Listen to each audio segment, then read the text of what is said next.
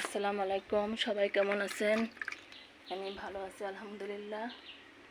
এই যে শীতের জন্য যে আমি গাছ তৈরি করে নিচ্ছি সেটাই সবাইকে দেখে দিচ্ছি। এই যে বিসমিল্লাহ বলে, যে এগুলো আমার বাগুনের চারা, বিভিন্ন ধরনের তাল বেগুন, লম্বা বেগুন, কাটা বেগুন সবগুলো আমি এখানে ঠিকঠাক মতো এই যে সেটিং ট্রেতে দিয়ে দিলাম। কতদিন আগে যে আমি মাটি তৈরি করে রাখছি সবাই জানেন, যেহেতু আমি ভিডিও ছেড়ি, রেডি করে রাখছিলাম। তারপরে এই যে এখন শীতের সবগুলো আমি ঠিকঠাক মতো লাগিয়ে দিচ্ছে। এই যে মাশাল্লাহ সুন্দরভাবে এখানে আমার করতে হয়, কারণ ছাদে বৃষ্টির পানিতে ধুয়ে যাবে দেখে আমি এখানে রেডি করি। আমার বাসার সামনে যে আমার রান্নাঘর আছে, আঙিনা আছে, সেখান থেকে আমি করে নিয়ে তারপরে ছাদে গাছ লাগাই।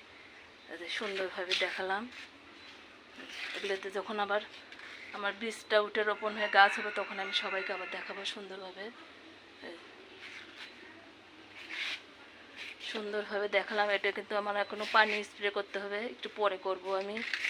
আর এই যে আমার জারবিয়া ফুলের গাছ কিন্তু মারাই যাচ্ছিল, এই যে সুন্দরভাবে এই যে কুলি আসছে, মাশাল্লাহ ভালো লাগলো। আর এই দেখেন বাগান করতে নিলে যে কী করা লাগে, সুন্দরভাবে আবার নিজেকে নিজের মতো করে আবার সাজাতে হয়। বৃষ্টি আলে থাকে না, অনেক কষ্ট হয়। আবার নতুন করে আমাদেরকে আবার কিন্তু এই গাছের পিছনে খাটাখাটনি করতে হয়।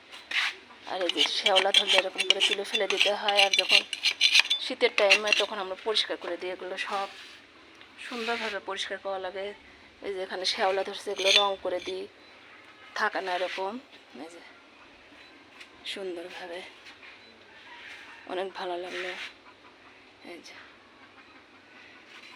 যে আমার হাজারি গোলাপের কলি আসছে, মাশাল্লাহ সে সুন্দরভাবে।